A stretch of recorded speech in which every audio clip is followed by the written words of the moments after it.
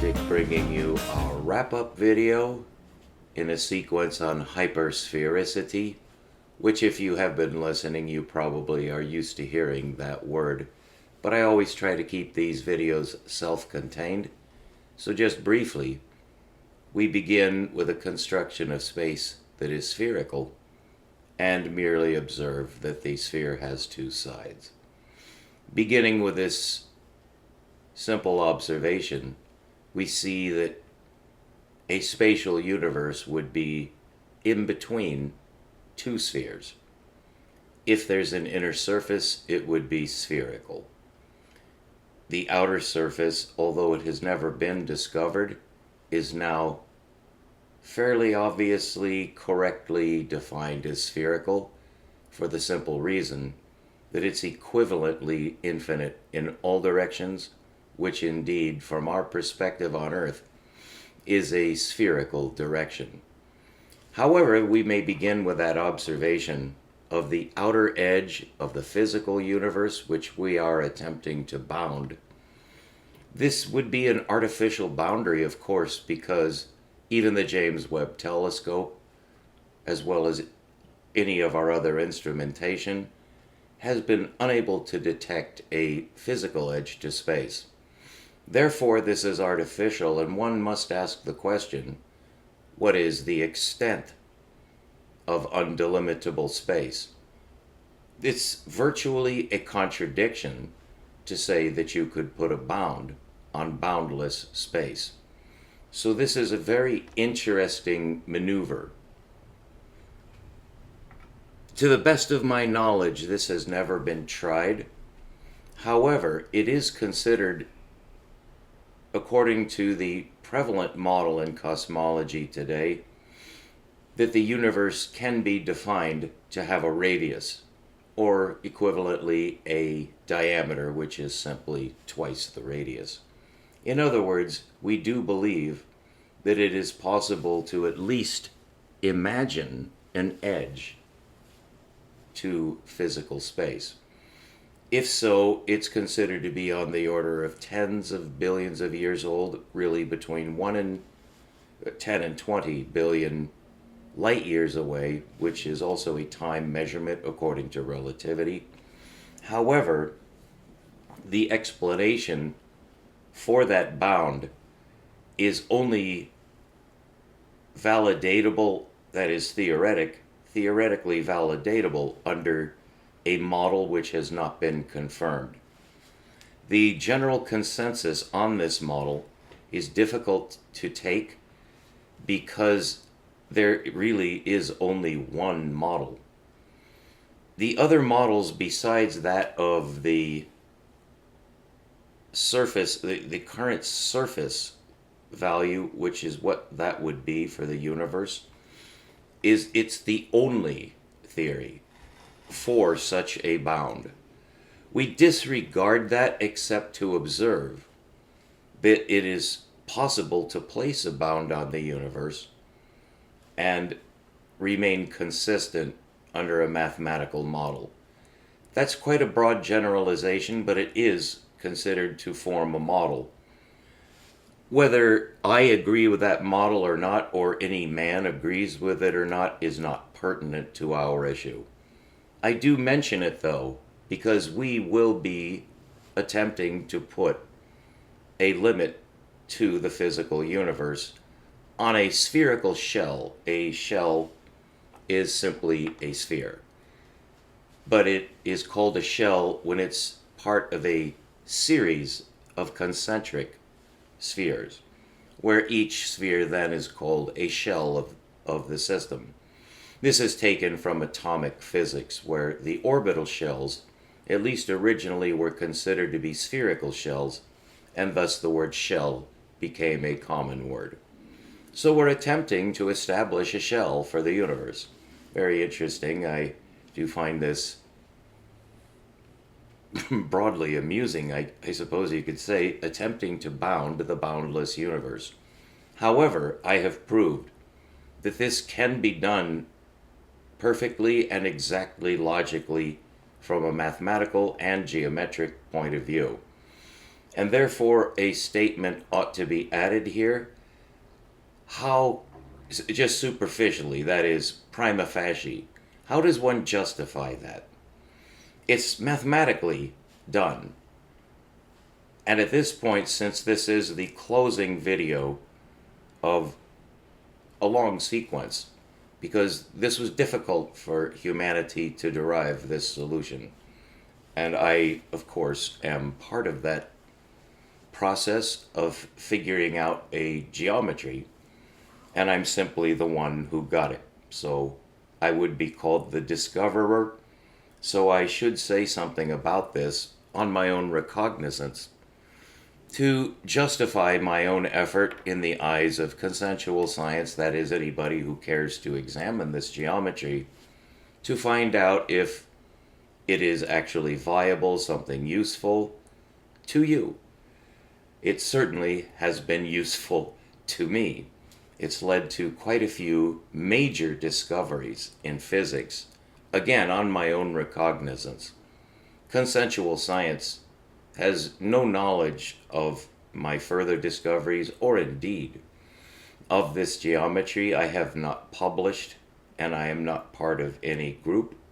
So this is an independent discovery of a brand new geometry, and a word should be said there. We are fully acquainted with Euclidean geometry from school, or we're all certainly comfortable with Euclidean geometry. It does form the basis of our current scientific system, both in the mathematical and geometric sense, and both of those statements are provable. So all of that is well known, but it virtually constitutes the only geometry, is linear geometry. Linear geometry can be divided into two broad classes.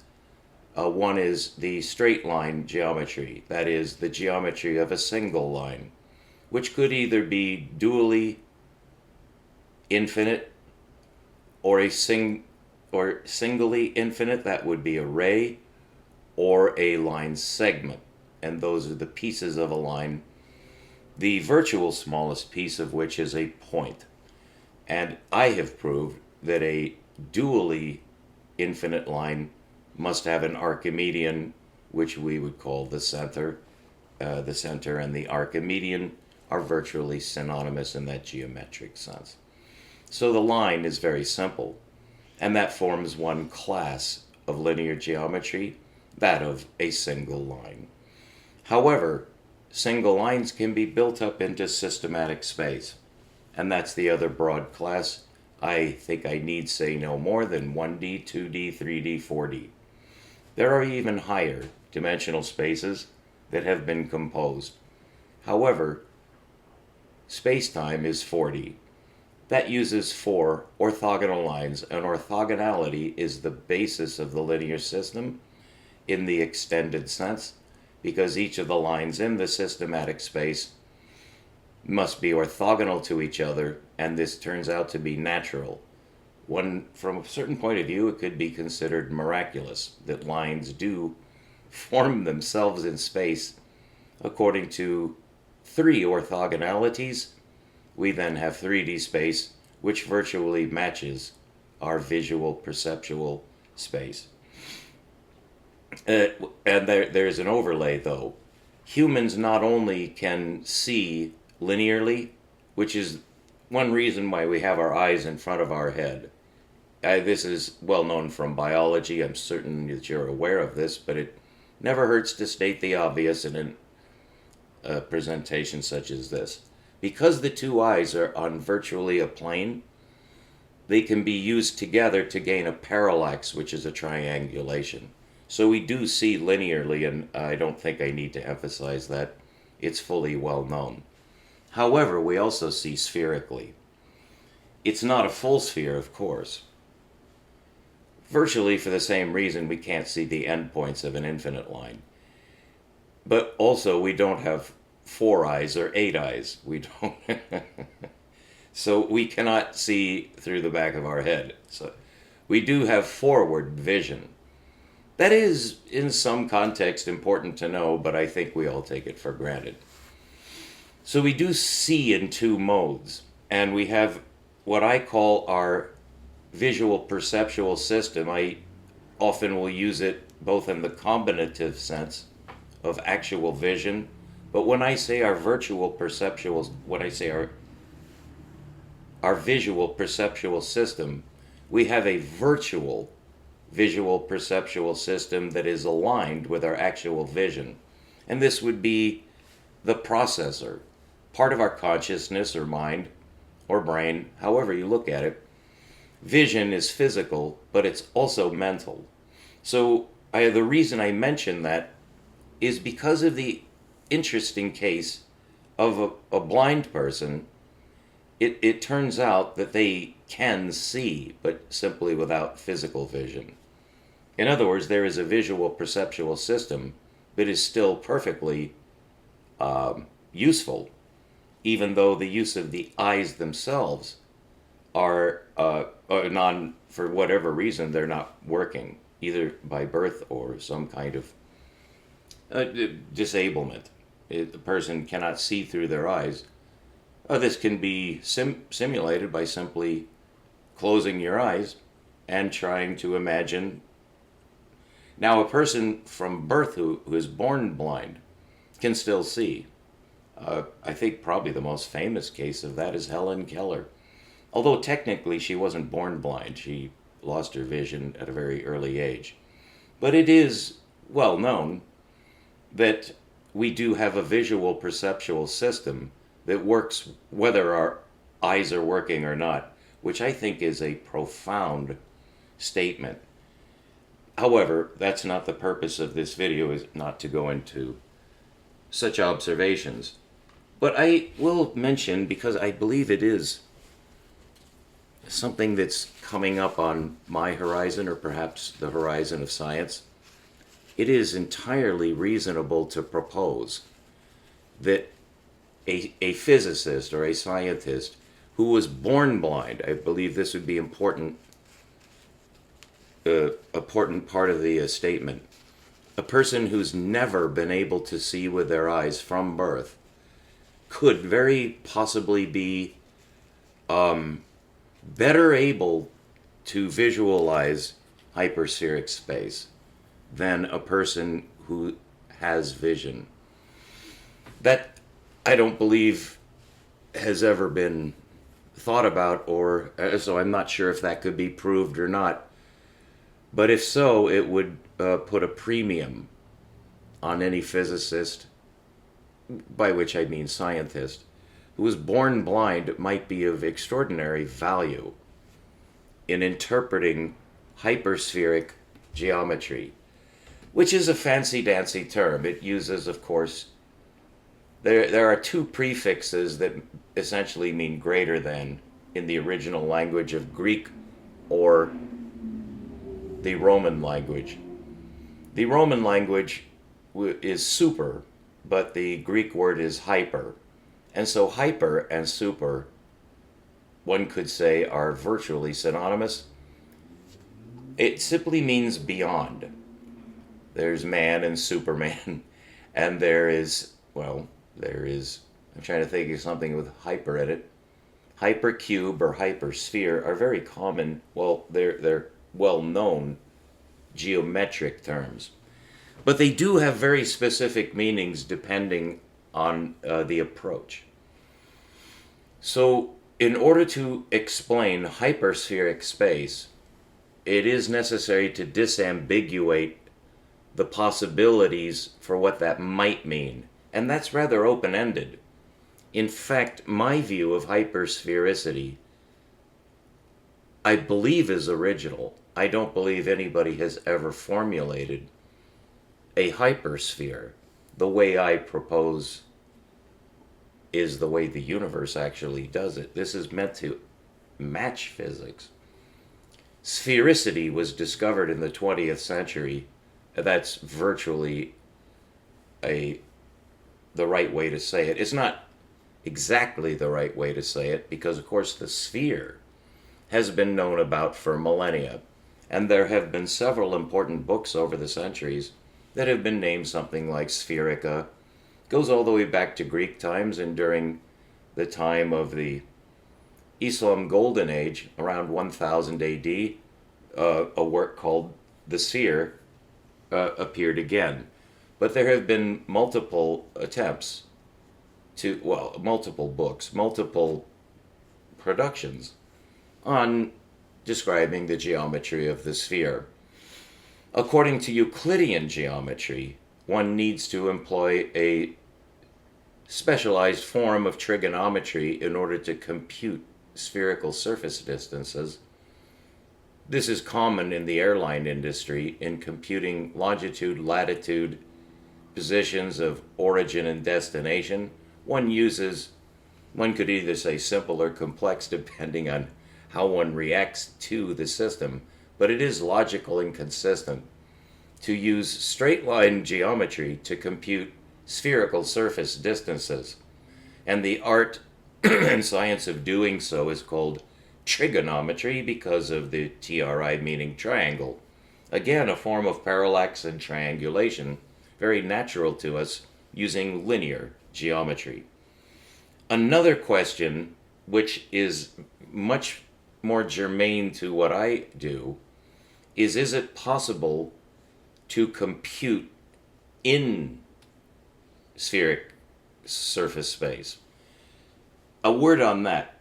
According to the linear geometric approach to the sphere, which of course is not a straight line object, and therefore has to be interpreted using the linear geometric and mathematics system. And a word on that, although this is too layered, I do need to mention that the linear number system is actually appropriately called the mathematical system of the line. In other words, they're so strongly coordinated that they could be considered part of the same thing. In other words, it's all about the line. In other words, there are no curved numbers. That's probably the easiest way to say it. We don't have a way of computing distance on a curve. It simply cannot be done because a curve does not conform to the mathematical system of the line, and there is no translator, except in one specific case, which could be extended, but it has not been extended to a general case. Generally, curvature is interpreted according to the calculus, which is a tool to get two numbers out of a curve, because one can see right away that a straight line only has one number at a time on it. You choose a number such as 4 or 5 or 6, and that is the position on the line. But it's very important, and I'm the one who pointed this out explicitly, although I'm certainly not the first to do so, is that the number that you get from the line, which we would call a distance or a position, it's either a position which implies a distance from an origin.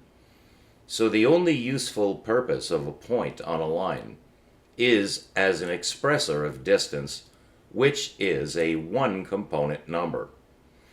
Therefore, anything off the line would have to have at least one other number. Now, the simplest way to see that is to draw a circle and then try to assign a linear number to it. If it were a triangle, one can begin to assign linear numbers because there's a relationship between each of the lines according to where they meet. But on a circle, there's no such thing. It's a unit. And that's quite peculiar. From the point of view of lines and the system of lines, the circle is the simplest non-linear object. So the point of that being that it can only be parameterized with two numbers, and that has been proved. It's rather obvious, and we're taught in school. It comes out to sine and cosine, which are linear numbers. They're special linear numbers, such that the square of the sine and the square of the cosine will equal the actual vector value to the point on the circle. And therefore you get a radial position, not a linear position. So you could have for instance, the second hand of a clock describes the second hand of a clock going clockwise, going around 60 units of seconds, will achieve its original position. That's not linear.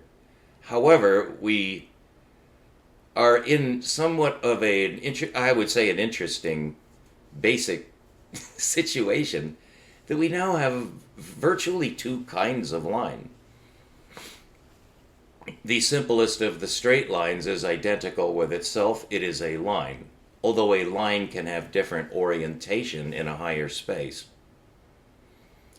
Now, on a plane, which is where we draw a circle, you can easily show that by drawing the usual straight line, which would be the diameter, and then the orthogonal line, you can now parameterize the circle on two numbers. And that virtually describes what parameterization is, so that is the definition of parameterization. But it should be stated explicitly, what is parameterization? The parameterization operation is applied to an object. So it is the parameterization of a geometric object. This has been attempted for several, I will say at least, in fact, the best way to say that is two classes of object are parameterizable. But in the simplest terms, we're simply talking about a perfect curve and a perfect line. A perfect line is a line, but a perfect curve is a circle. The reason one has to say that about the circle, whereas one does not need to say anything about the line, because there's only one line. There's not more than one kind of line. There's only one kind. But there is more than one kind of curve, and the circle falls into that family. And what's interesting is there are only those two families in our, this would be a flat, geometry is, in the simplest sense, is construed on a flat surface, which is very interesting because that's somewhat artificial, but it makes logical sense because a plane can then be parameterized on two lines. So the plane can be considered an extended linear object because it can be parameterized onto linear numbers. Now, those linear numbers have what are called an orthogonal relationship, and this is how we do multiplication. Is by going 2 on one line and 3 on the other line will make 6. You can see that that's mathematically commutative, that 2 times 3 equals 3 times 2. We're taught that in mathematics.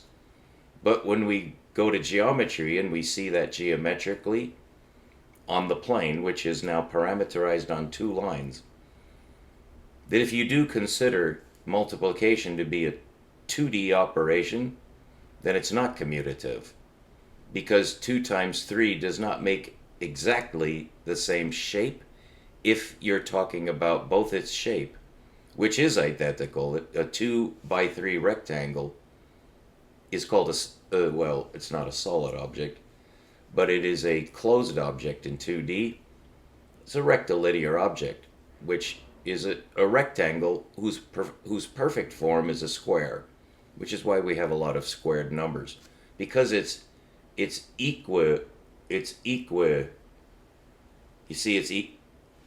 orthogonally equivalent distance. So you go 2 up and 2 sideways, you have 4. Now there's no ambiguity in that. There's no such thing as what the right way to say that is the commutativity degenerates to symmetry. So squared numbers are valuable for that reason, because they're simpler. 2 times 2 is slightly simpler than 2 times 3, for the obvious reason that it's the same number in both directions. But if it's a different number in one direction or the other, that would imply a different orientation. So geometrically, if you go 2 and then 3 up, it makes that rectangle. But if you go 3 and then 2 up, it makes the same rectangle, but oriented differently. It has a different orientation in the 2D space. And the fact that those are mathematically equivalent is called commutativity, and that really is strictly a mathematical term. It doesn't extend to the geometry. I don't know that that was emphasized as well as it might have been in my schooling, but I just mentioned that because you may have had a similar observation about the commutativity of multiplication. So all of this is to say that one can parameterize a plane on 2 numbers, which is very convenient. We call that multiplication. Now for the circle, things are not so easy, but it is a planar object, and one might assume that it could be parameterized on 2 numbers. That can be proved by making the origin of the circle the center of the 2-line grid, which is now used as the backdrop for the circle. And therefore you can see, just by looking at the circle with the 2 lines through it, that you can indeed parameterize the circle on 2 numbers. They do have to have a peculiar relationship, though. And there are several ways of describing how one can get a position on a circle. Sine and cosine obviously is the most common. It's very interesting to determine for oneself what needed to be done in science, that is in mathematics and geometry, to actually make that a consistent measurement. And the sine-cosine relationship relies on the Pythagorean theorem, which is very well known, of course. It depends on the value of squares, and so squaring is very important in computing a position on a circle.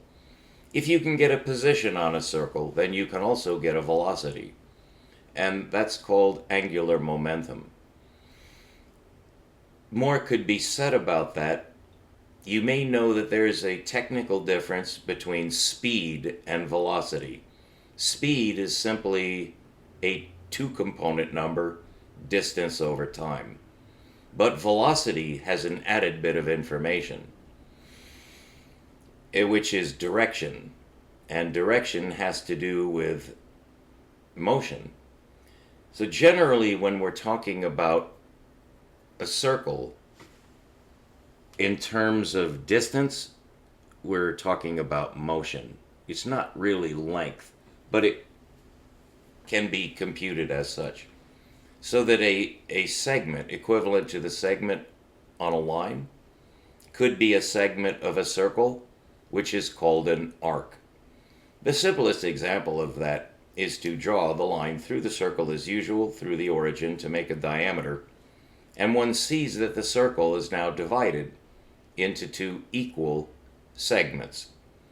For instance, if the value all the way around were considered 1, then now the distance on the arc from one antipode to the other, as those points are called, that would be a distance of half of the circle. So all of that makes perfect sense and is quite useful. Now, we know now that in order to parameterize the circle, you do need 2 numbers. Sine and cosine are one way of doing that, but that's not the only way. I believe it is Dr. Norman John Wildberger, a recently retired professor of mathematics, has emphasized that indeed there's another way to parameterize the sphere. But you do have to use 2 numbers. It's that you also have to define the relationship between the 2 numbers, because it's not strictly orthogonal. How does one say this? The aspect of the circle. How would you define, for instance, the difference between a straight line and a circle in one word? There are several words that might come to mind, but the aspect of the circle, correctly stated geometrically from what I consider to be the best, or well, I'll just say the best way to say that, the best approach to distinguishing mathematically and geometrically between the two types of line, one of which is a circle and one of which is the straight line. We ordinarily state the aspect of the straight line by saying straight. And it's such a common convention that we often drop the word straight. But by saying straight line, we're distinguishing it from another line. But in the case of the other line, it's a whole class of lines.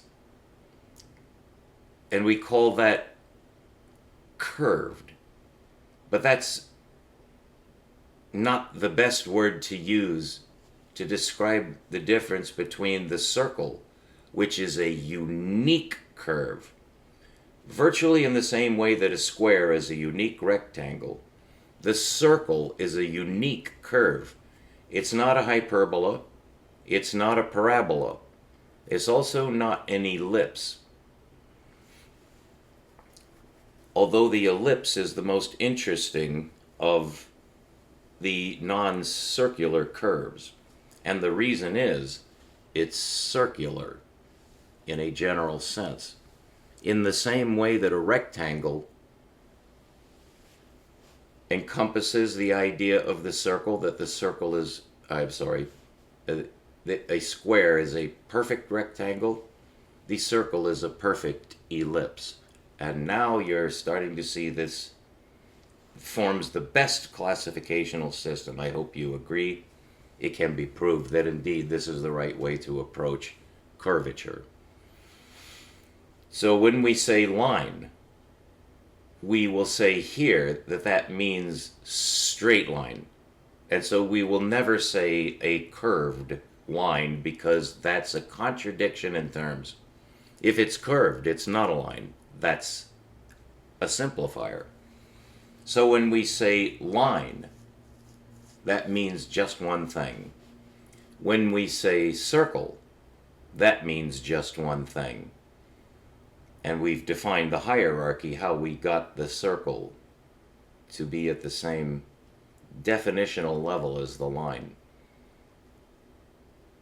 Although there is, you see, there is a change in dimension. So it's not a, it's a skewed relationship because the line doesn't have a family. It's not part of a family, but the circle is part of a family of curved. I see, I almost fell into the trap. It's part of the family of curved. And now we have trouble saying the word because if we can't say line, but you can't say surface because a parabola is not a surface. Although that would need to define what you mean by surface. The right word is closed. And so if we were going to give an adjective to what we ordinarily call the straight line, we should call it an open line.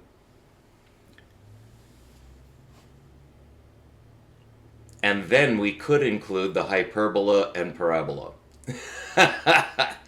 So there is really three groups. You have the closed family of lines, which is the circle and the family of ellipses, because they all have an interior. And that is a key insight. That is the correct definition of an object having a surface. That when you say an object has a surface, you're saying that it has an interior. And by saying so, you said something else. And that's the beginning of a very deep concept called duality. And duality runs right through the universe. Duality, I only need mention, I think, electromagnetism, or indeed the electron and proton form a duality in their electromagnetic relationship. It's really an extension of the electromagnetic duality.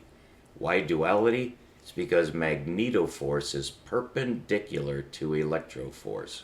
James Maxwell discovered that. So perpendicularity extends beyond that of a mere linear concept. And I was able to make the discovery that there is such a thing as geometric perpendicularity. That is not geometric, but spherical. Spherical orthogonality is an interesting and powerful concept,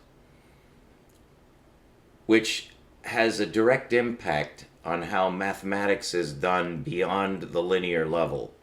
Now we need to talk about the relationship between numbers and objects, but not yet. We're not quite done with our definition of the sphere, because our original objective was to get a cogent, understandable, useful definition of what has been called the hypersphere, which also may have more than one definition, but we haven't gotten there yet.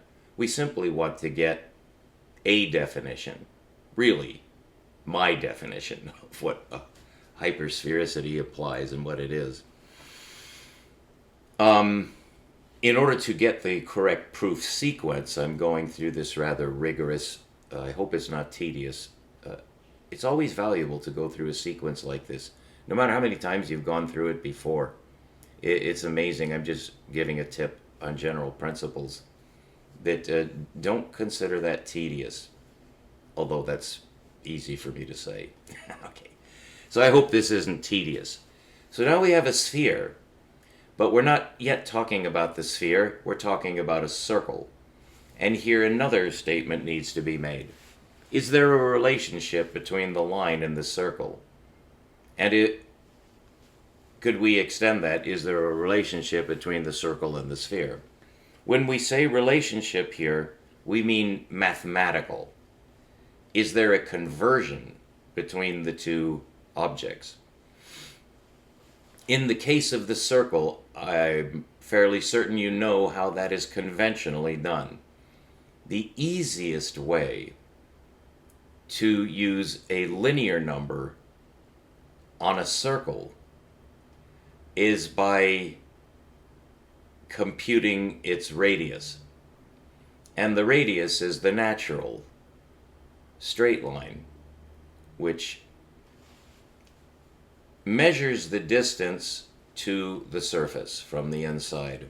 So the center is called the origin, and the radius is the distance on any straight line to the surface. So that's the right way to say that.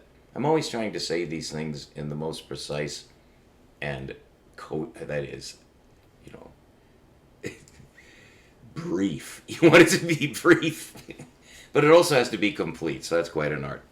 So I hope you understand that that's what the radius is. Just because it's usually drawn from left to right, it's drawn from left to right, that doesn't really mean anything. That direction is not unique. It's not favored. I believe that's the right way to say that. It could be in any direction. Now that's important. The reason I consider that to be actually worthy of some attention is if you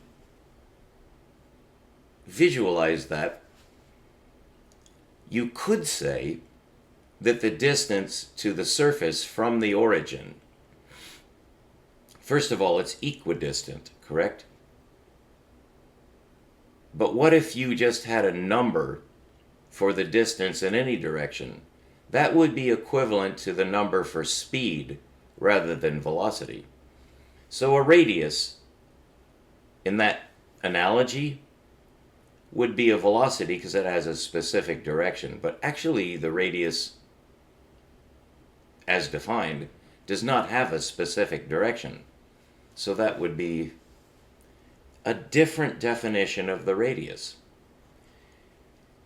which does not, there is no difference really, because you do have to draw the straight line somewhere. The fact that it could be in any direction is simply something you notice.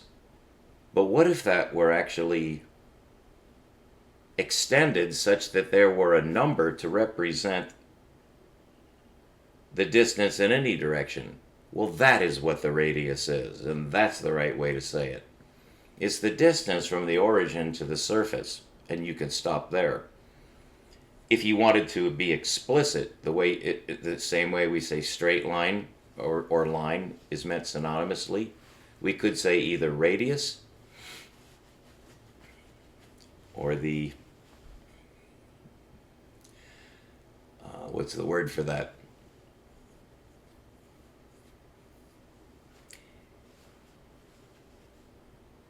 If you say radius, that does mean in any direction because you're not being specific. So that would be the radius. It's not that line, it's any of those lines. But that raises an interesting question. Are those radii in any way different? Well, yes, by definition, the line is oriented differently to get the radius, but it's the same value. So that's the radius. Now, this does become important when we attempt to integrate that line in a higher order space. It's a very important concept, so hold that all in mind. That may be tedious. I hope that wasn't too tedious, though. So now we have a surface. Now, a line does not have a surface. Euclid stated it that way. Although he stated it interestingly, a line extends a point because a point has definitely no surface. But when you draw a line through the point, you could say it has a 1D surface. And so when you draw the line from the point and stop, the surface consists of the two endpoints. But there is no breadth. Depends on which one you call width and which one you call breadth. So that's unambiguous enough that we take it for granted that the line has just one dimension, but it's not a surface. And the reason it's not a surface is it doesn't have an interior. You can't really say, although perhaps someone might try this, to the best of my knowledge, no one's ever said this, is that the two endpoints enclose, well, they do enclose a space. It's the space of that line segment. But it doesn't have an interior and exterior. Correct? So it does not have a surface by that definition, and so that is the correct definition of a surface. So we were right, retrospectively, in saying that the definition of a surface is that it has an interior. So the circle is a surface. It has an interior and an exterior, the beginning of a dual mode perception of space. Because now if you divide space with this circle, then this circle, well, you may not be explicitly dividing space. That may not be what you're doing with the circle. So that was stated slightly ambiguously. Let us just put it this way, probably the way Euclid would put it. If you have a circle, you have an interior space and an exterior space. I think that's probably simplest. But that's mightily profound. That makes this circle a very interesting object, because the line does no such thing. So when we go to parameterize the circle, we might be able to capitalize on the fact that it divides an inner space from an outer space. It turns out you can do exactly that. And this is actually an approach to what I discovered that is already known. That indeed you can parameterize the circle with two numbers by placing one of the numbers outside the circle and one of the numbers inside the circle. And the name for that geometry, which is it's considered to be a geometric construct. That is a virtual reality. A true geometry is composable that way. It's called inversive geometry. And if you don't know anything about inversive geometry, I guarantee you, you will not regret looking into that. So just as a little advertisement here for something I believe you would thoroughly enjoy and appreciate, both as a person just looking for some fun, something interesting, but also as a scientist. Inversive geometry is incredibly powerful. But all we want from that observation is the fact that this has been done before. That the parameterization of the circle can be done with Norman Wildberger's rational trigonometry, which I strongly recommend, because it is a valid parameterization of the circle. The one that's taught exclusively through all universities is not rational, according to Norman Wildberger's definition of rational. And boy, has that guy gotten into a lot of... He doesn't mind the controversy, but he is very controversial. It's just that he cannot be shot down. He's absolutely right. That there is a rational parameterization of the circle available to science that science never used. Mathematics never used. What was chosen instead was the sine-cosine parameterization, which is based in calculus, and Norman brings that out very strongly, really steps on the toes, really just grinds the toes of these poor bastards who have just worshipped sine cosine all their lives. And it's perfectly human reaction to just fall in love with, it's the Stockholm syndrome, where you fall in love with the one who's brutalizing you, has you imprisoned. Well, you eventually can fall in love with your captor. It seems perverse. Well, it is perverse, because nobody should be under someone's capture. Just loathsome slave. So Norman, from down in New South Wales, managed to get the attention of professors all over the world by not really doing anything except pointing out the obvious, that you sure are in love with a mean captor, because rational trigonometry works. So all of which is to say that the parameterization of the circle has been done in at least 3 ways. Sine cosine is the most famous. The rational approach of Norman is probably the least popular of all. But there is one that's absolutely miraculous. You could say it takes the best of each of the other systems. It's the inversive parameterization of the circle using 2 rational numbers. It really goes beyond what Norman discovered. Although what he discovered is very, very profound in its own right. And he doesn't claim that he discovered it. I say that he discovered it because no one else used it the way he does. He wrote a whole book on it, and I bought that book. It was burned up in the campfire, but I did have it. Rational trigonometry. Those are the 3 methods of parameterizing the circle on 2 numbers. So which one is best? The inversive geometry method is best. I did not discover it that way. I did not know inversive geometry when I discovered what I thought was my parameterization of this circle. And I got the same result as is now known, or has always been known, in inversive geometry, that you can parameterize the circle on a number less than 1 and greater than 1. And that has such far-reaching consequences that I claim, and I am absolutely correct, this will change physics, mathematics, and our educational system forever. On one very simple, you could say, fail point. What if nobody ever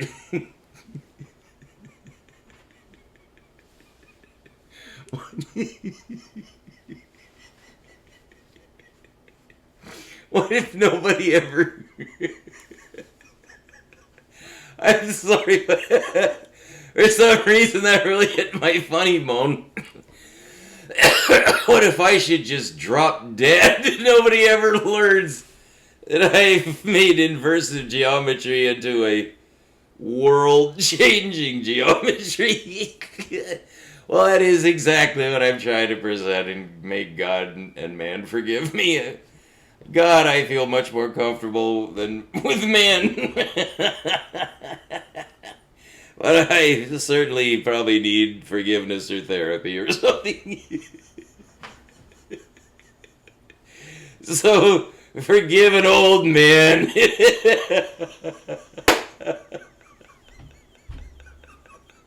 Is this all a joke? No. This is not a world-changing physics fixing. It's just a little game.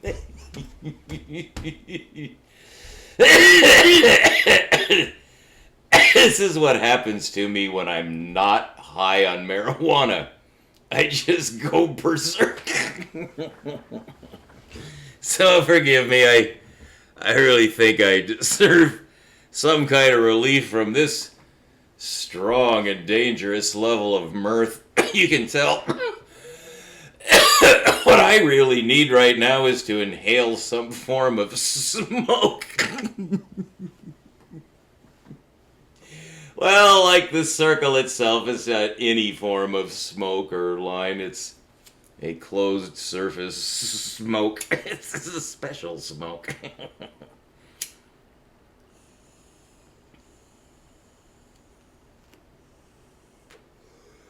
Alright, let's hope that helps. Well, that's actually ash, which does not produce sufficient smoke. I need a little bit of the rabbit's tail here, you know. Something the old caterpillar might put in his hookah. Forgive me, I have asthma and this could kill me right now. And then you'll never know the secret of the universe. Pray for me right now, people. Thank you. My saints, my brethren, help me. Oh, dear.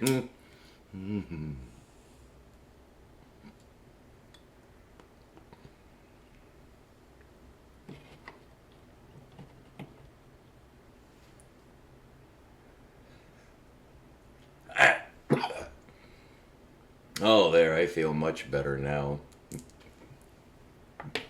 I am a fun-loving man. That's why I'm in science. I love it. It's fun.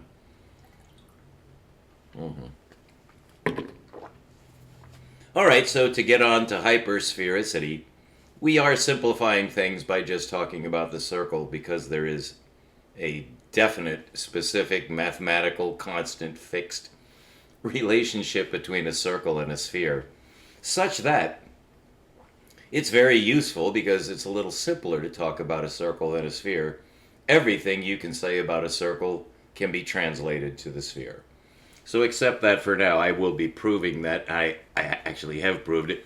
All of this will be part of a LaTeX document to be submitted to Vichra and Archiv in a LaTeX form.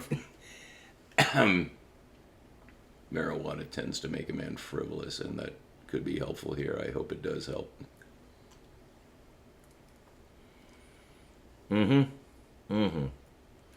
This is a stable...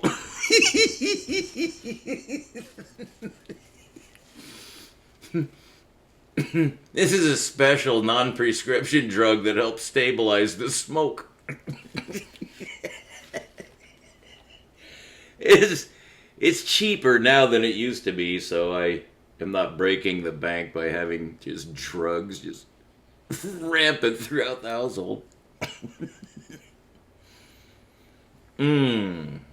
Alrighty then. I think we're ready to go on to hypersphericity now. So we're dealing with the circle because it's simpler than the sphere, but don't worry about it. When we're talking about the circle, we're virtually talking about the sphere. So that should help us a bit in getting to hypersphericity, we could say we're going to hypercircularity. Well, I think you can see where the hyper is going to be. It's probably not going to be on the inside, because both super and hyper mean outside. It means greater than. So Superman is obviously greater than an ordinary man. Well, a hypersphere is greater than an ordinary sphere. That is actually the goal, is to get a new object in a higher space. But that's where we encounter a spooky land, because what what could be the enclosing space of a sphere? That is the definition of hyperspheric space. It's the space enclosing a sphere. Now, that has already been noticed by no less than Albert Einstein. And all mathematicians, all physicists, anybody in science who knows their onions, they've kept up with science all right, they know exactly what I mean by that. It has a very specific definition in space-time geometry. It's essentially attempting to get hypersphericity, that is space-time. It would be hyperspheric space, except for a necessary limitation, which is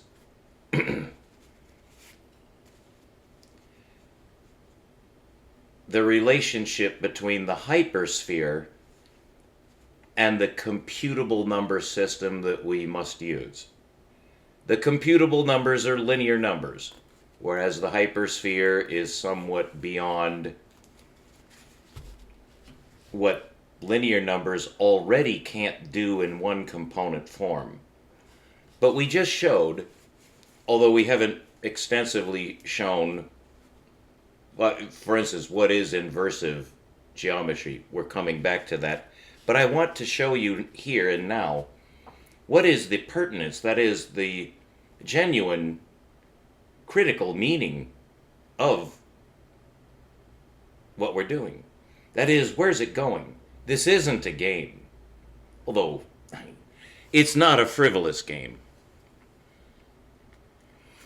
Because space-time is hyperspheric, except for one sad fact. It's not. It should be, though, because that's exactly what Albert Einstein wanted, and was able to compose, but not directly.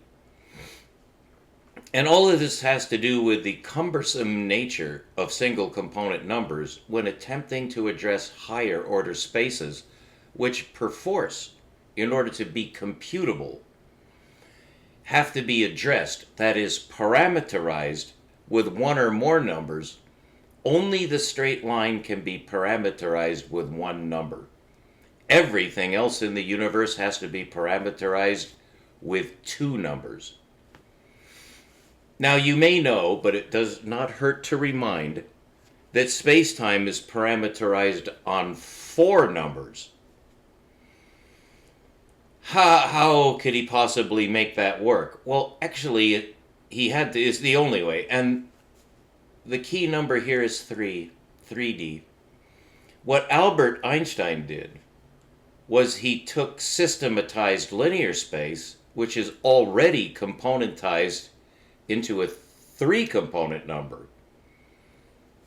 The line is a one-component number.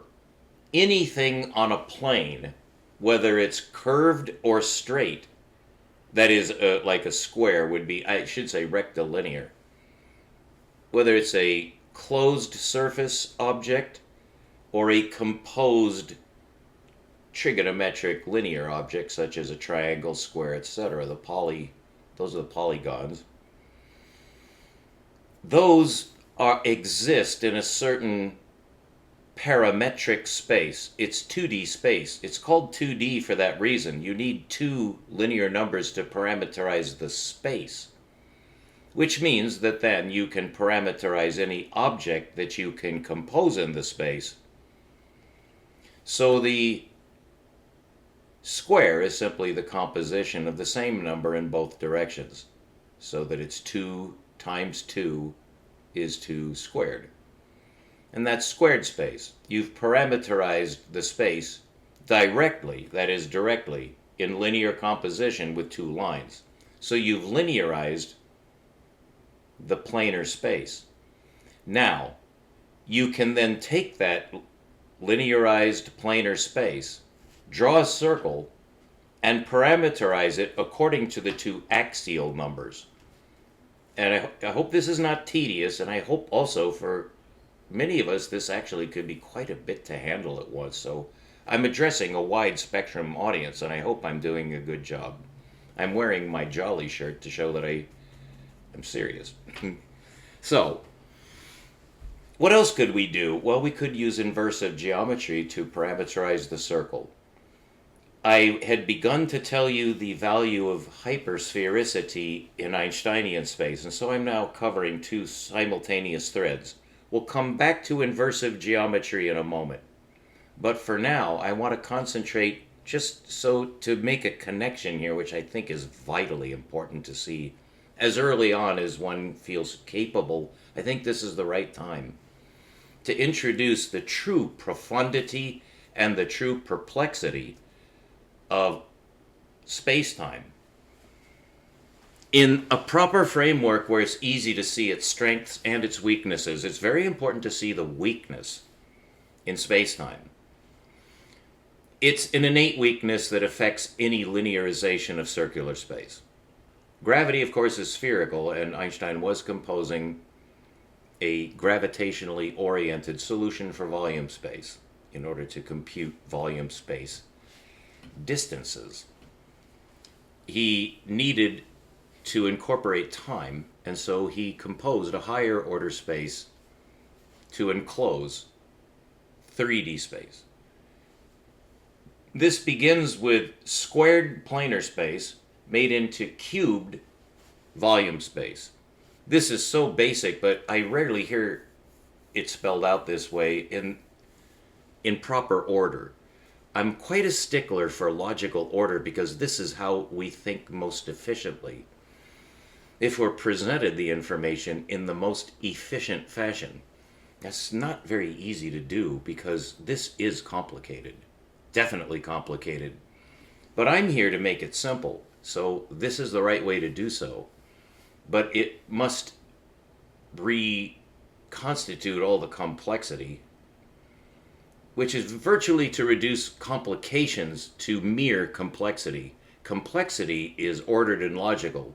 Complication is not. And in our communication system, we sometimes need to explore what has become complicated, and now we need to deconvolve it to simple complexity. And that's what I'm going to do for you now for space-time. And this is also for me. I learned something from all of my lectures. Trust any professor who says that. They're telling the truth. It's the same thing as always ask questions. Don't be afraid to ask questions. They're not lying. And they're also not lying when they say, it sounds kind of corny. It could. But it's actually dead serious. I learned something from this. So, this is for you and for me. Space-time is a four-number number. So it is a composite number. And the way it's reduced to linearity is with the Pythagorean theorem, which is extensible to higher order spaces if it's done right. You may know that the parameterization of the sphere that is useful is the three-coordinate axial parameterization. You use three numbers. You square them all to make the Pythagorean theorem to compute a volume distance. That's what Einstein did, except that's where he had to begin. That was already known. Newton used that. Newton used cubic space. What Einstein was forced to do in order to get time into a volume equation, he needed time. And that means that he needed a four-component number because he's trying to complexify space. And all that means is, from one perspective, the strict geometric perspective, you have three orthogonal lines. You can add a fourth. And that's counterintuitive. So that's where most people get hung up. So I hope that helps by simply laying it out plain that that's all he did. He added a fourth orthogonal line. But where? There's nowhere to add it. 3 is the maximum for space. So that's magic, that 3D space is the end. That fully parameterizes physical space. That's the way science addresses space, is 3D geometry. That's really a magnificently important fact, because that is a distinct weakness.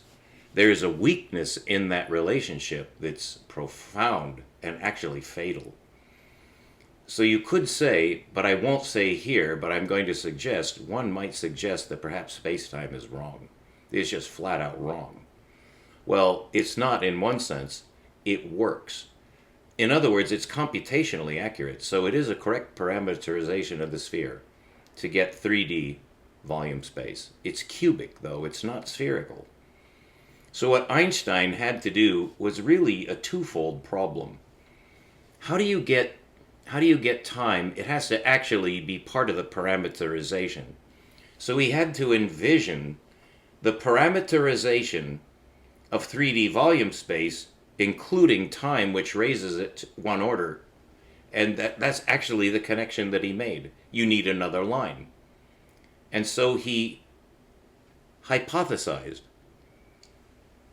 that perhaps, since space is already linearized into cubic space, perhaps time will fit if it's simply assigned a linear number. So it's the linearization of time. Is time linear? It is in space-time.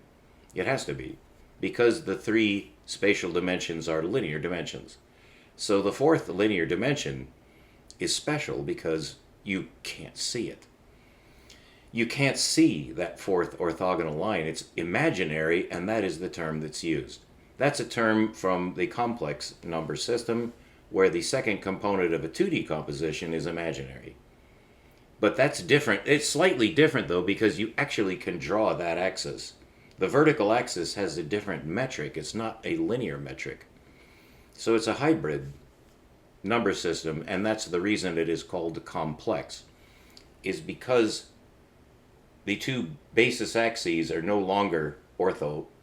You can prove that they can be made to be ortholinear, even though the vertical axis is not a linear axis. It doesn't have a linear metric. It's metricized on units of the square root of 1, which is, even though it's purely mathematical, is hard to conceptualize. But if one can train oneself, and one can train oneself to conceptualize complex 2D space, then it's not difficult to realize what Einstein was able to do, which does make perfect geometric sense. But it does involve a new concept of imaginarity. It's not quite the same as complex imaginarity. I have made the claim that it is hypercomplex space, but that's an extension of the concept of complexity, which necessarily extends the idea of imaginarity. In the case, I don't want to draw this out too long. I'm going to cut that off there.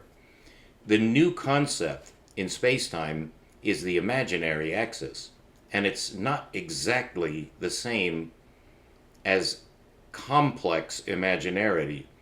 It's hyper complex imaginarity. And that's where we begin to home in on the word hyper, which is really a general all-purpose prefix that just means the same as super. It means bigger. It means enclosing in this context. So Einstein created a bigger space for space. It's a space which now has an extra degree of freedom. And I always draw that 4th axis on an angle because it's imaginary. It's not, but it does have a characteristic beyond being imaginary, an imaginary line. It is axiomatically stated that 4th imaginary line is orthogonal with all of the other lines. So it does make it consistent higher order space, which then forces time to be imaginary. So it's an imaginary linear axis, but it is linear. It's not complex. It's not the square root of -1. But it does have to be negative in the signature. And the signature simply refers to the valence of the 4 components. In 3D space, they're all plus. So that's because they're all distances, plus, plus, plus. But when you add a 4th orthogonal axis, it can be proved that in order to parameterize the hypercubic space, that axis must be negative in the signature. And that is the equivalent of complexifying it, because now it has the opposite valence of the other 3 lines. The other 3 lines are considered to come out cubically, but they have a positive aspect because they're measuring distance, which is always positive. But time must be treated as negative, and that leads to a very interesting consistent solution, which composes hypercubic space.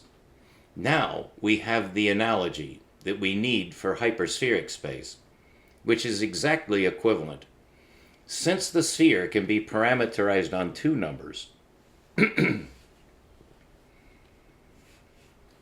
you should be able to find a way to extend that so as to create the enclosing space for a sphere. That would be hyperspheric space.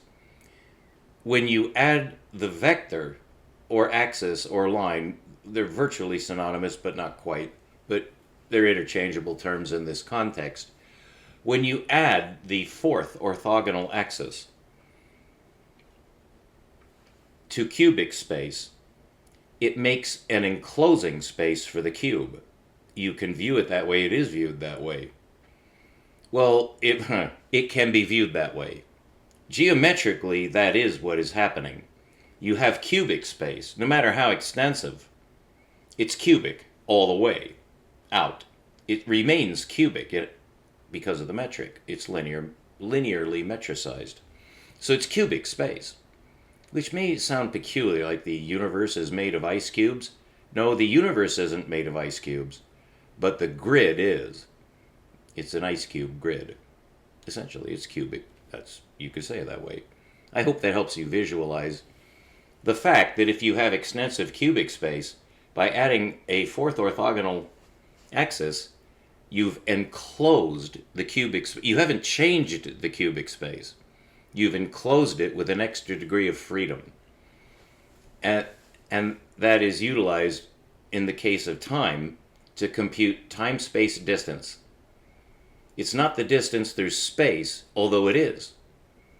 It is the distance through space, but the space is no longer shaped cubically. So because it's not 4 positive, if it's 4 positive and the 4th axis is also positive, you have a 4 positive signature. Then you have hypercubic space. That was already known in the 19th century, although no one found much use for it. Except A Wrinkle in Time uses the tesseract, which is a supercube. It's a hypercube. So it was known of, and it is mathematically correct. You simply use a 4-component Pythagorean solution where you square all the numbers on the axis and then take the square root, and that'll give you the direct line distance to that point in cubic or hypercubic space. Well, in hypercubic, you have an extra degree of freedom, but nobody really knew what to do with that, so it was just a curiosity. Well, Einstein said, in this case, it's more than a curiosity, it's a necessity. So he said he was going to use the tesseract, but in order to do so, he had to make it negative. And that can be proved. It's very interesting what happens when you have a 4-component number system where one of the numbers is negative, and then you square all the numbers, and then take the square root. One of the numbers was negative. It's not going to be the same as if it had been positive. It's no longer, strictly speaking, hypercubic space. What is most fascinating to say is there is an actual geometric name for that space. It's hyperbolic, but it's more than that, because hyperbolic space can be projected in 3D.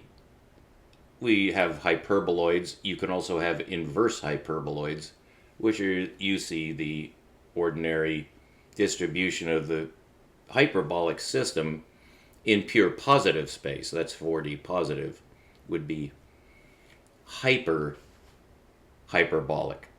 Well, not really. I'm sorry, that was incorrectly stated. Let me begin again. This is difficult. It was one of the greatest breakthroughs in the history of science that Einstein was able to formalize this in his mind.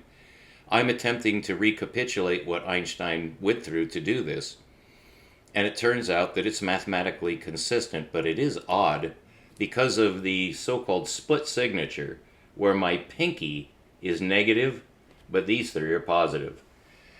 That produces what is called hyperbolic space, but it's not exactly hyperbolic. It's pseudo-hyperbolic, and that's a term that I invented, but it is justified.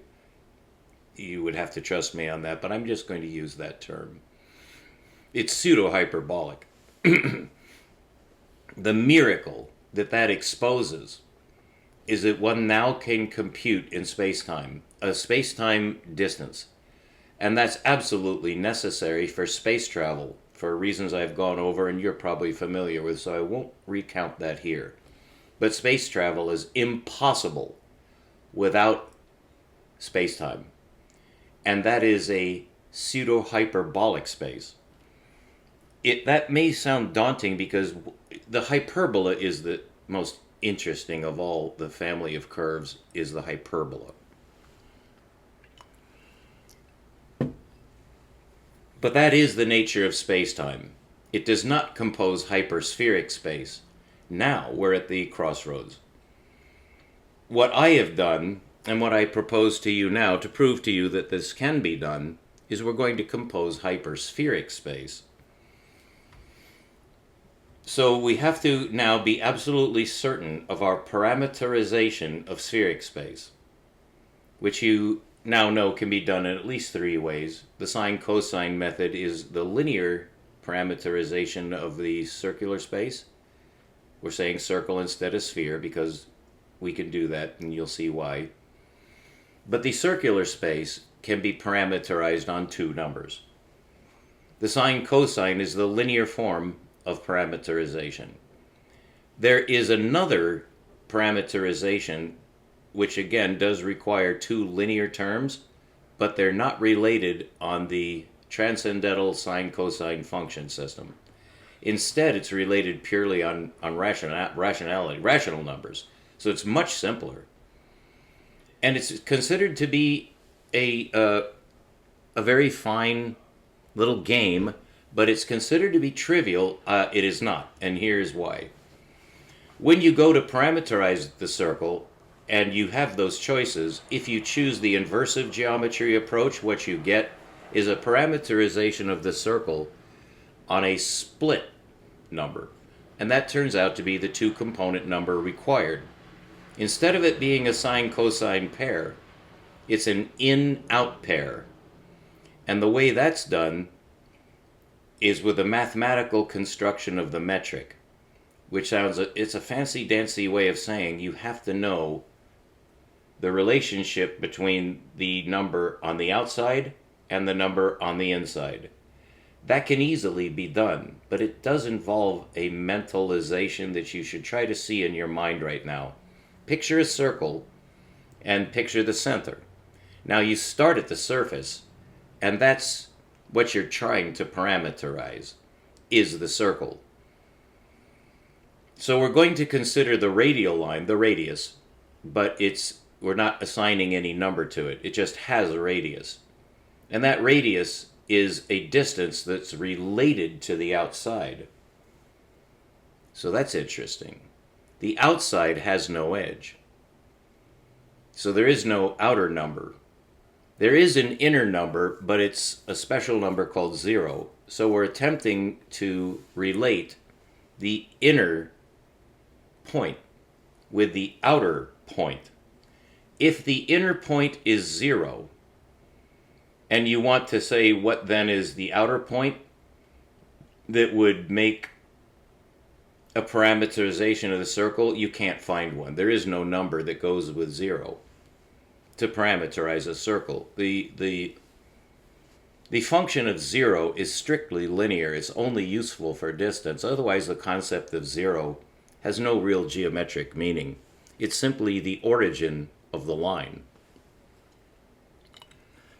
But in spheric space, you can see that point is there. We're simply saying it's 0. But you can't use that number to parameterize the surface. You can only use some other number other than 0. Well, that actually could be any number less than 1. Because the surface is 1. That's what we're saying. That's the first insight. You just say that the circle has a value of 1. You could say that. Its circle has a value of 1. Well, it's not a linear value of 1.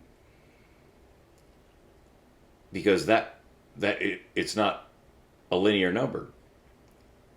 That number 1 is not a linear number. It's the number for a circle. It has nothing to do with straightness. It has to do everything to do with a closed line, and that's the correct definition of the circle in relation to a line, is that a line is open, but a circle is closed. So it has a different number. It's a two-component number. We're trying to create it, and we're saying it's going to end up being 1. So that is the basis for our approach to the parameterization of the circle. You don't begin by asserting that it has a radius of 1. You begin by asserting that it has a circumference of 1. If you do that, you have to realize that's not, strictly speaking, a linear number. What's interesting is it's reducible. That is that you can draw this equation, 1 over 1, which is what we're saying is the actual number on the surface of the circle, is 1 over 1. But isn't that 1? Yes, they're exactly the same, but in different mathematical formulation. That doesn't matter for the number 1, but it does matter for every other composable number. That is, the parameterization of the circle is on 2 numbers. Well, it has no meaning if you just say that it's 1 over 1, except what you said. But how does that help us parameterize the circle? It's because now the circle is by definition a two-component number.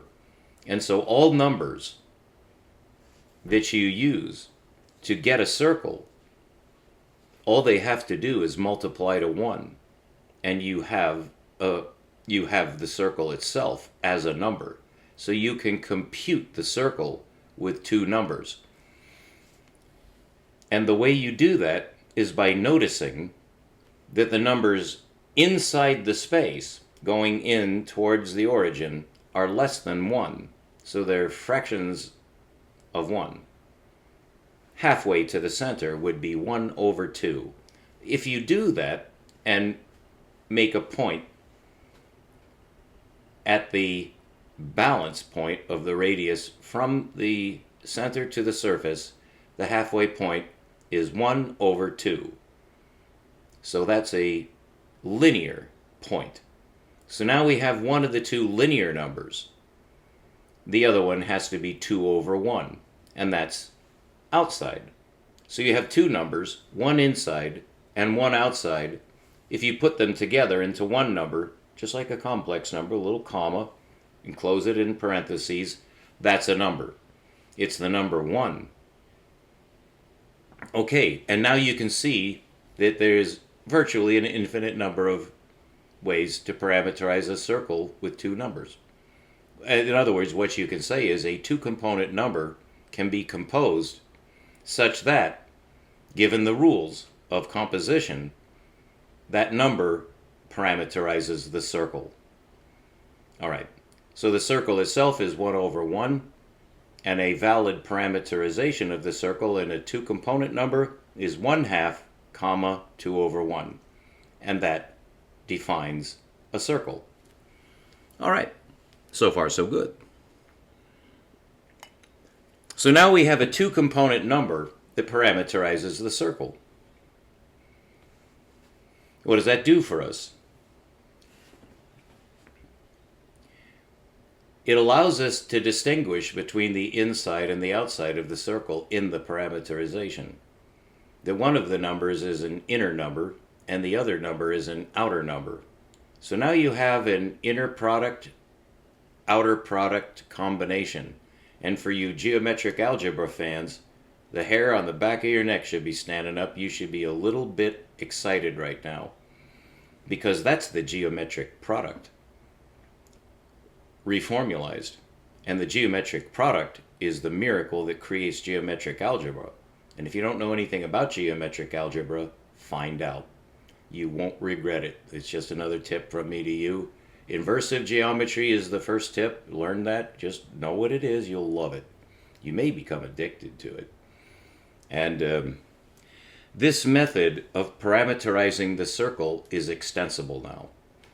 Now it can be proved that that also is a parameterization of the sphere.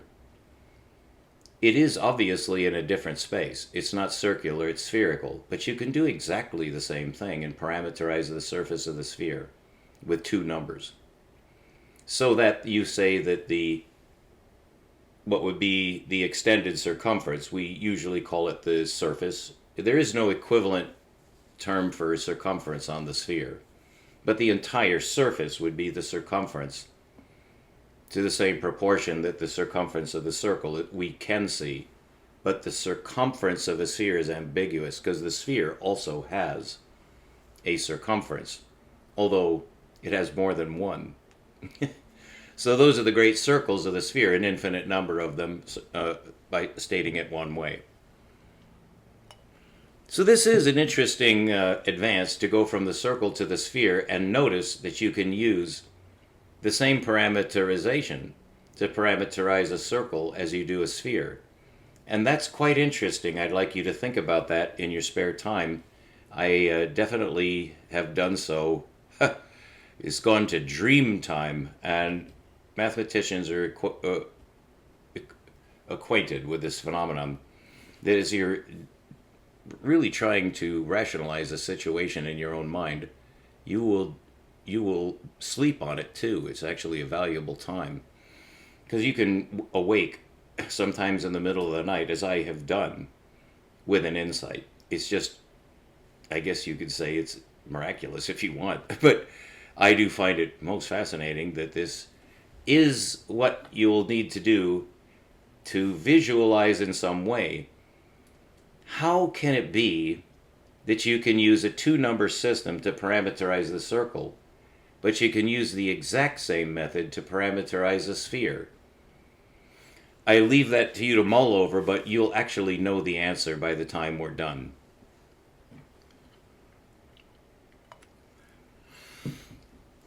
So now we have a two-component number system that parameterizes the sphere. And that is an ordinary sphere. So we now have a geometric sphere that we've parameterized on a two-component number system using the multiplicative relationship that exists between two reciprocal numbers. And that's the formal definition of a two-componency space, spherical space. So what we can get from that is that the sphere has an inner number and an outer number, which fully defines the sphere, is the relationship between those two numbers. Now, the relationship between those two numbers geometrically, we can see by starting at the surface and noticing that when you jump halfway to the center, that the numeric value of that jump is 1/2. And so the conjugate number in the two-component number system necessarily must be the reciprocal of 1/2. And that's 2/1, and we jump out this way. Now we're doing this on a line, but actually on a sphere or even on a circle, that's an arbitrary line. Now that's a very interesting fact which I spent a lot of time dreaming about.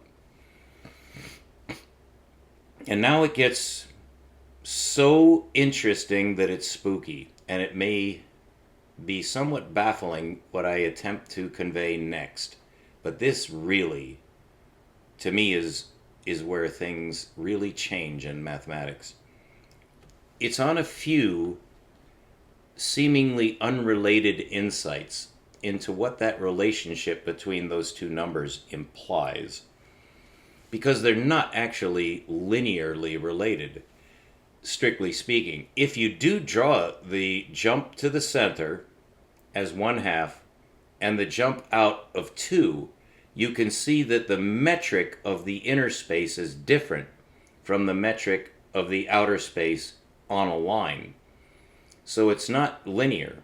It's not a linear relationship. The distance going from 1 to 1/2 is a distance of 1/2. But the conjugate positioning on the line has a distance of 2 rather than 1/2. And that is called the multiplicative relationship. It's not additive. If we were doing the same thing on, for instance, you have, how would I do this? On a line, when you jump in two opposite directions, equivalently, they add to 0. In this case, when you jump equivalently in two opposite directions, they don't add to 0. So it's not linear. That's the definition of nonlinear geometry. So this is formally the introduction of non-Euclidean geometry, which I discovered. I discovered non-Euclidean geometry. And you'll come to see that that's actually not a grandiose statement at all.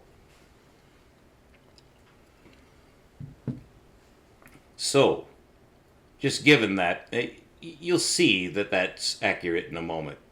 But I wanted to just tantalize you, but also instruct in the right direction that this is not linear geometry. What is it then? You could say that it's circular geometry. But we do have to attach some kind of value to this system. It's not just a game, you see. Is that when you unitize the sphere's surface, you have two spaces. And the metric of the inner space is reciprocal to the metric of the outer space, but they are consistent. What is interesting, if you do compose this number system the way I just did, 0 is left out. You actually cannot reach 0 using the method of the division of numbers. On a line, the division of numbers is plus minus to infinity. In this system, the division of numbers is not plus minus. It's reciprocation or reciprocality or reciprocity. It's the reciprocal relationship in nonlinear space. If it's nonlinear, it's circular. That's what we're doing, is parameterizing a circle or a sphere. I jumped to the sphere because now's the time to do so, because we need to get the definition of hypersphericity. That is the goal of this presentation, is to give you the definition of hypersphericity in spherical space, which is not linear. So this hypersphere is not Einstein's hypersphere, which he could not achieve because he didn't have two componency, so he had to use the linear approach. And so instead of getting hyperspheric space, which is what he actually wanted, he had to use that strange 3-1 split to get pseudo-hyperbolic space, which is virtually inside-out hyperspheric space. So that's a mouthful, but that really is true. He didn't get what he wanted. We're going to get what Einstein wanted, which is pure hyperspheric space. That's the correct framework for gravity and for relativity and for space-time, is hyperspheric space, not hypercubic. Because the hypercubic parameterization results in hyperbolicity, which is the opposite of what we want, because hyperbolicity has no closure, but the sphere does. So we want that closure. You can only get that closure in multiplicative space. And then it does close, and that's a miracle. It's actually the miracle of spherical orthogonality, which you'll be introduced to in just a moment. I hope you're still tuned in. Do take a break. We've gone over an hour and a half. We're approaching 100 minutes. That's a lot. So I myself am just going to repair to get some fresh cold water. I'll be right back. I hope I remember to edit this out, but if not, forgive me.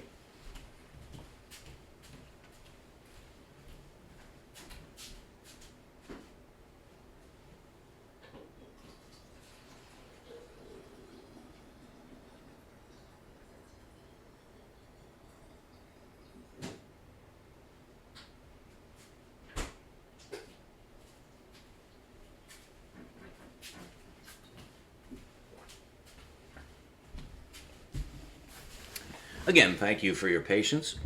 And our current step is to get what Einstein would have dearly loved to get. The only reason he didn't get it is he did not have access to two-componency space. We do. So now we have a two-component parameterization of the sphere, which now has inner space and outer space, which are related mathematically but not linearly. They're related in what's ordinarily called multiplicative space, but that's a shorthand. It's proportional space. The Greeks knew that. Every fraction is a proportion. These are very special fractions because the inner fractions are fractions on 1. The outer fractions are also fractions on 1, but when the 1 is in the denominator, it corresponds to linear space. Now, going in, it is still mathematically consistent, but on a different metrical basis. The two numbers are definitely consistently related. Could we say, then, that the two-component number system for spherical space is closed on multiplication, division, proportion? It is.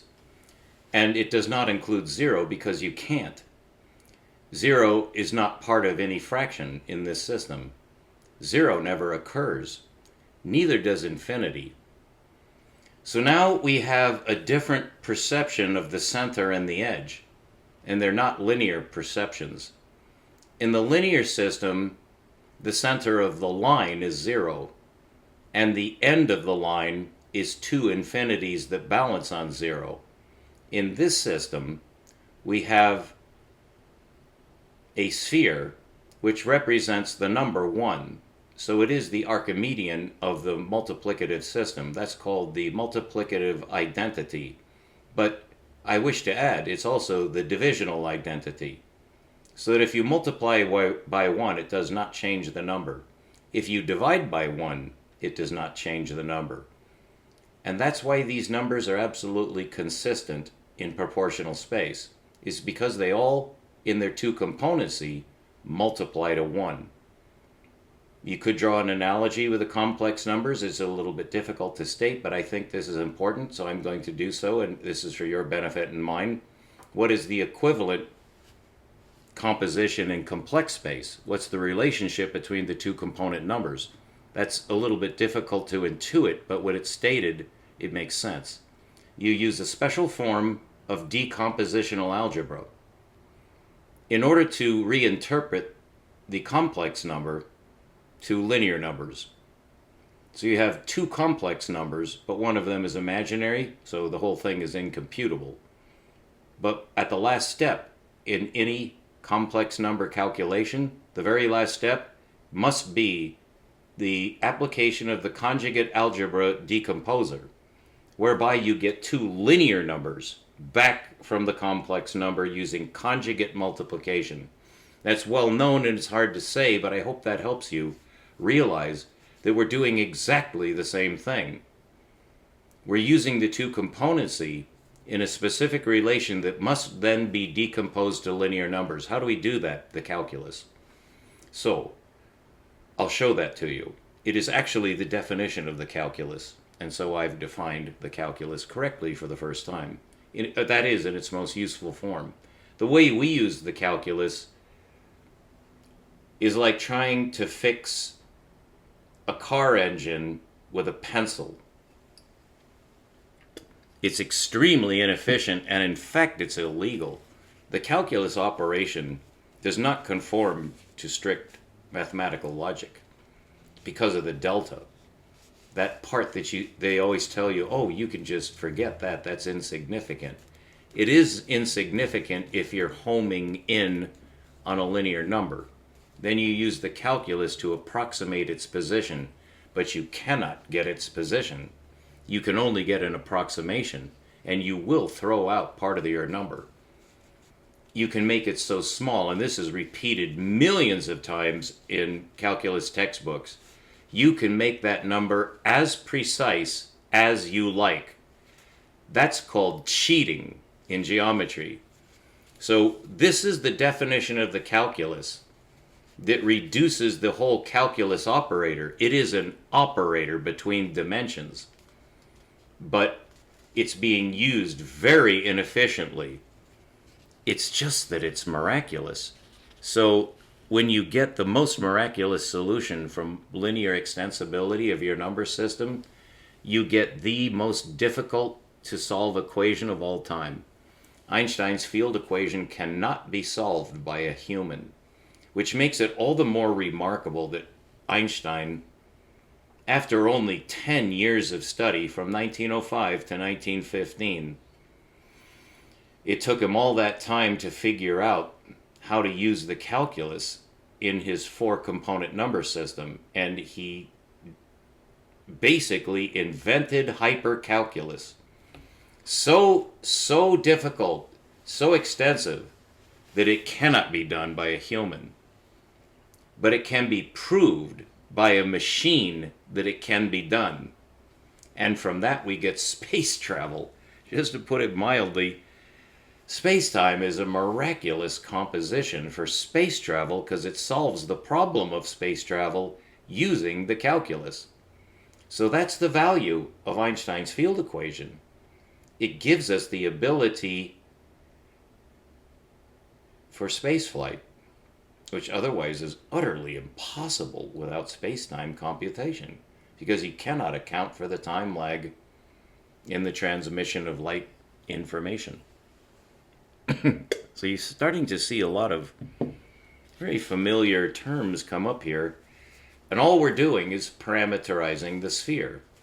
So we've done so, and I discovered that. I discovered the correct parameterization of the sphere using the calculus as the translator to get the linear numbers out of spherical space. And it works. And you get all the numbers you need to compute spherical space using spherical. It's not trigonometry. It doesn't have a name. It could be called hyperometry. So where does hypersphericity fit into this? It has to do with the outer space. Because the outer space has a peculiar quality that it shares with linear space, is that it hits infinity. And you can't hit it. It doesn't stop, so you just keep going. Well, that's actually motion, is what keeps going. You're virtually invoking the concept of motion as you try to imagine the edge of space. Well, you can't, because you can't catch up with the edge. Now, there are models that attempt to embody that fundamental insight about infinity, but I'm going to show you the correct solution for infinity, and it's miraculous because it also redefines the center of the system with a number. We don't have a reachable number at the center. There is a center, you can see it, it's the center, but it's not zero. Zero doesn't exist. So what does that mean? Well, it means we can't reach the center with our numbers. Well, that's Zeno's paradox. As you go half, half, half, half, you never reach the center. That's Zeno's paradox. Well, now we have a mathematical inversion of that interesting paradox. You can't reach the edge either. That can be composed into a single statement. You cannot reach the center because you cannot reach the edge. And you can invert that. You cannot reach the edge because you cannot reach the center.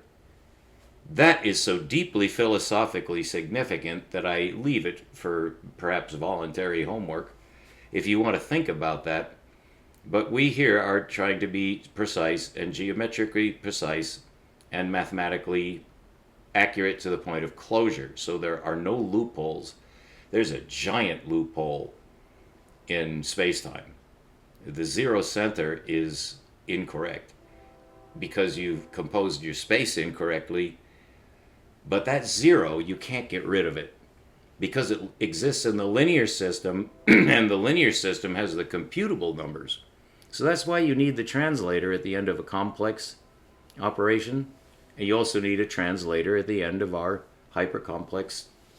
You could say that. I don't say it though. Hypercomplex is a loaded term. But it's a new and valid form of algebra. So we now have multiplicative space at our disposal for the composition of real space. Let's do it. How do we deal with infinity? Well, in the same way that we deal with the other infinity. There are two infinities.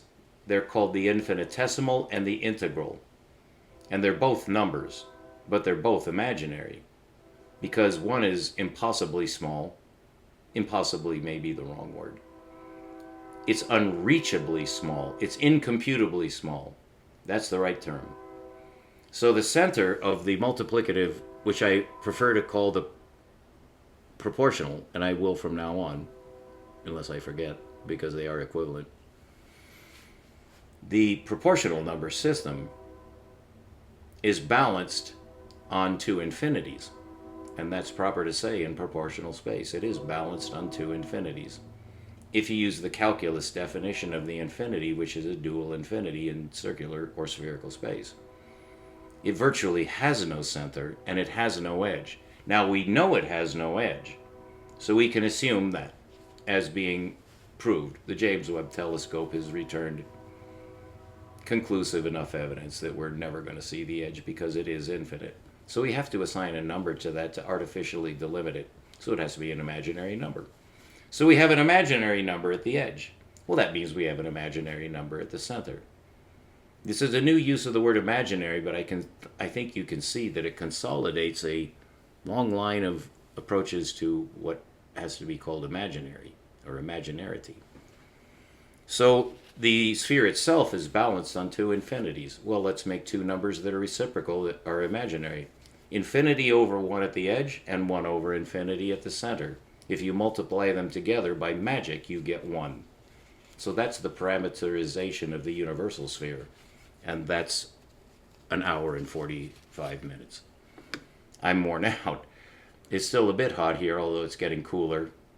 I hope you enjoyed this. We will have one more presentation at least, but this really is your introduction to spherical space where it bounds on hypersphericity, because we do have to deal with that number at the edge in some way. Well, when we do, it will be to deal with the center number in some way, because however we deal with those two numbers, they'll be dealt with reciprocally. And that can be done, and that creates hyperspheric space at both edges.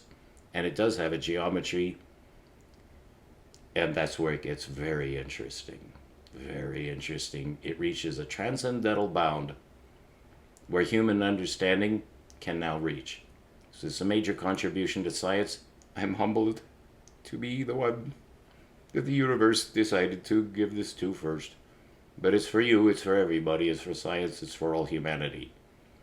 And may you enjoy it, and stay tuned and keep looking up. We'll be right back with Hyperspheric Space.